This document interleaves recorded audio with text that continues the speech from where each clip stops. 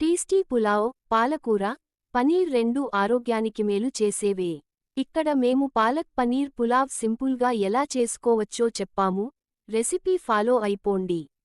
ఏ కాలంలోనైనా పనీర్, పాలకూర మన ఆరోగ్యానికి మేలే చేస్తాయి. ఈ రెండూ కలిపి పాలకూర పనీర్ పులావ్ చేసి చూడండి. చలికాలంలో దీన్ని విడివిడిగా తింటే రుచి అదిరిపోతుంది. దీన్ని చేయడానికి ఎక్కువ సమయం కష్టపడక్కర్లేదు. సింపుల్గా చేసేయవచ్చు. మిగతా పులావులతో పోలిస్తే తక్కువ టైంలోనే ఇది రెడీ అయిపోతుంది. ఈ పోషకాల పాలక్ పనీర్ పులావ్ ఎలా చేయాలో చూడండి.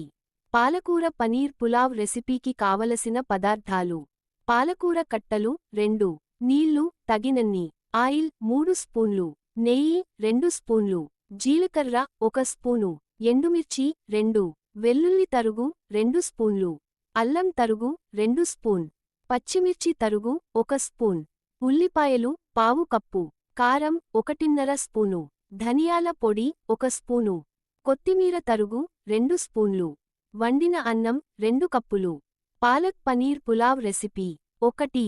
తాజా పాలకూరను ఈ పులావ్ చేసేందుకు తీసుకోవాలి. 2. ఒక గిన్నెలో నీళ్లు, చిటికెడు ఉప్పు వేసి పాలకూరను వేసి స్టవ్ మీద పెట్టి కాసేపు ఉడికించాలి. 3. తర్వాత పాలకూరను వడకట్టి తీసి మిక్సీలో వేసి మెత్తగా రుబ్బుకోవాలి. ఈ పాలకూర ప్యూరీని పక్కన పెట్టుకోవాలి. 4.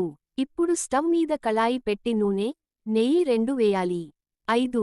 ఇది వేడెక్కాక జీలకర్ర, ఎండుమిర్చి వేసి వేయించాలి. 6. తర్వాత సన్నగా తరిగిన వెల్లుల్లి రెబ్బలు, దంచుకున్న అల్లం వేసి కలుపుకోవాలి. 7. అందులోనే పచ్చిమిర్చి తరుగు, ఉల్లిపాయ ముక్కలు వేసి వేయించుకోవాలి. 8. ఈ మొత్తం మిశ్రమాన్ని ఉల్లిపాయ ముక్కలు రంగు మారేవరకు వేయించాలి. 9. తర్వాత అందులో పన్నీర్ క్యూబ్స్ను వేసి వేయించుకోవాలి. 10. కసూరి మేతి కూడా వేసి బాగా కలుపుకోవాలి.